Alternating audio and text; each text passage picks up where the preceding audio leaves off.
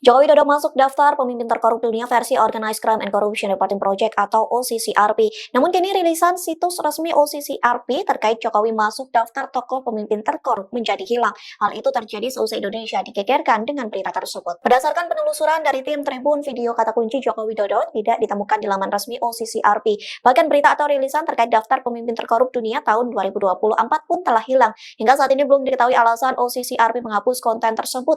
Adapun OCCRP sendiri merupakan organisasi jurnalisme investigasi berbasis di Amsterdam, Belanda, yang berfokus pada isu kejahatan terorganisir dan korupsi global. OCCRP menggegerkan publik di Indonesia dengan memasukkan nama Jokowi dalam daftar pemimpin terkorup 2024. Hal itu pun menuai pro dan kontra hingga desakan kepada KPK untuk memeriksa keluarga Jokowi. Adapun sebelumnya OCCRP memasukkan Jokowi ke daftar ketiga pemimpin terkorup dunia. Download Tribun X sekarang, menghadirkan lokal menjadi Indonesia.